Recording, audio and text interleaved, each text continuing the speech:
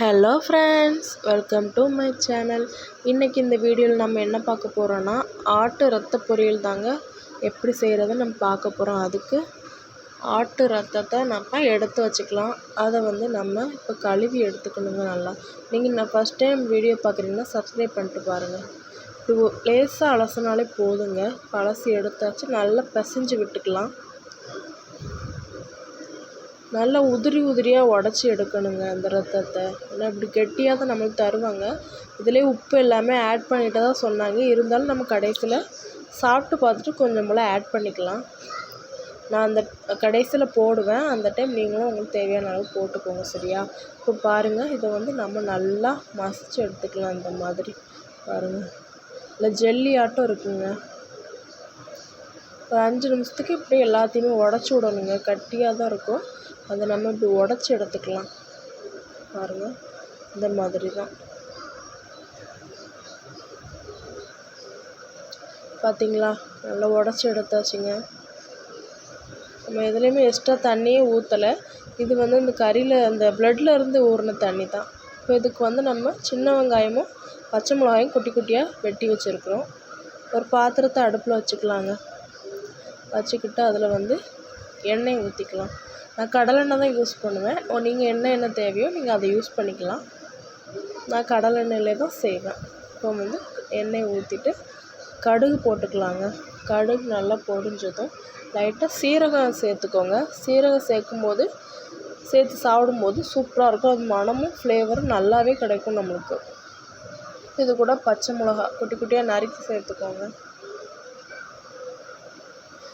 இது கூட நம்ம கொஞ்சம் போல் கருவேப்பிலை சேர்த்துக்கலாங்க. கருவேப்பிலை சேர்த்து கொஞ்சம் இந்த பச்சை மிளகா நல்லா வெடிக்கட்டும். அந்த எல்லாமே பார்த்திங்களா, பச்சை மிளகா நல்லா கருத்துருச்சு. இப்போ இந்த டைம் நான் சின்ன வெங்காயத்தை 2 வெட்டி வச்சுருக்கிறேன், குட்டி குட்டியாக நறுக்கி. அதே மாதிரி நீங்கள் சேர்த்துக்கோங்க. சின்ன வெங்காயம் சேர்த்தும்போது உங்களுக்கு சுவை சூப்பராக இருக்கும். பெரிய வெங்காயத்தை விட சின்ன வெங்காயத்தில் சுவை அதிகமாக இருக்கும். அதனால் நாங்கள் சின்ன வெங்காயம் சேர்த்துருக்கோம். நீங்கள் எது வேணுமோ சேர்த்துக்கோங்க. இப்போ நல்லா அதை வணத்தி விட்டுக்கலாம். பார்த்திங்களா, கொஞ்சம் லைட்டாக ப்ரௌனிஷ் ஆகிடுச்சு. நல்லா வணக்கி விட்டுக்கலாம். பார்த்திங்களா, எப்படி கலர் மாறிடுச்சு. இப்போ இந்த டைமில் நம்ம ரத்தத்தை ஊற்றிக்கலாங்க. ரத்தத்தை ஊற்றி கிண்டி விட்டுக்கிட்டே இருக்கணும். பார்த்திங்களா, அதை ஊற்றி சைடு கலரை பார்த்திங்களா, கலர் லைட்டாக பிளாக் ஷேடிங்காக வந்துடும். கிளறிக்கிட்டே இருங்க.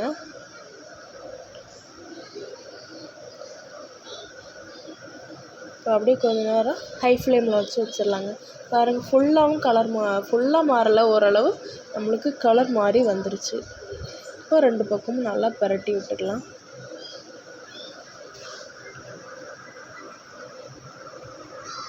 பரட்டி விட்டாச்சுங்க. அப்படி ஒரு 5 நிமிஷம் வச்சுக்கலாம். அதுக்கப்புறம் நம்ம அந்த கேப்பில் அந்த ஆட்டு ரத்த பொரியலுக்கு கொஞ்சம் தேங்காய் சேர்த்தணும். அந்த தேங்காயை நம்ம கொரகொரப்பாக கொஞ்சம் அரைச்சி எடுத்துக்கலாம். பார்த்திங்களா, இப்படி அரைச்சி எடுத்துக்கோங்க. நைஸாக கொஞ்சம் அரைச்சி எடுத்துக்கோங்க. இப்போ பாருங்கள், நான் கொஞ்சம் அளவு நல்லா தண்ணி வற்றிருச்சு. இப்போ ஃபுல்லாகவுமே நமக்கு கலர் மாதிரி வந்துருச்சு. பார்த்திங்களா, இது எல்லாமே இந்த ப்ளட்டில் உள்ள தண்ணி தாங்க. இது எல்லாமே நல்லா வற்றணும். வற்றினதுக்கப்புறம் தான் நம்ம கடைசியில் தேங்காய் சேர்ப்போம். நல்லா கிண்டி விட்டுக்கோங்க.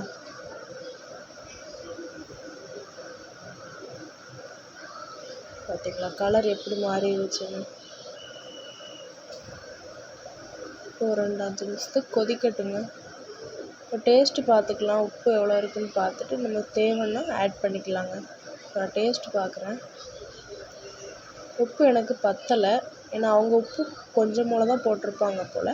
அதனால் நான் கொஞ்சம் போல் உப்பு ஆட் பண்ணியிருக்கேன். நீங்கள் இந்த ஸ்டேஜில் நீங்கள் சாப்பிட்டு பார்த்து உங்களுக்கு எவ்வளோ உப்பு வேணுமோ நீங்கள் ஆட் பண்ணிக்கோங்க.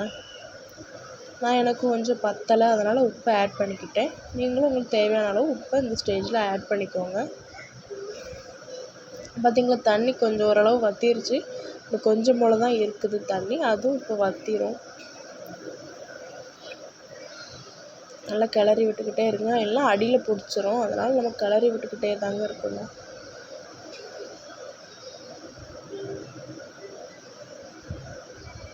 அந்த கறிக்கடைக்கார அண்ணன் வந்து நீங்கள் அது கூட ஒரு முட்டை ஆட் பண்ணிங்கன்னா சூப்பராக இருக்குன்னு சொன்னாங்க. அதனால் நான் ஒரே ஒரு முட்டை எடுத்து வச்சுருக்கேன். நான் எப்போவும் ஊற்றுனதில்ல, ஃபஸ்ட் டைம் ட்ரை பண்ணி பார்க்கலாம் அவங்க சொல்கிறதுனால நானும் ட்ரை பண்ணி பார்த்தேன் கடைசியில் ஊற்றலான்ட்டு.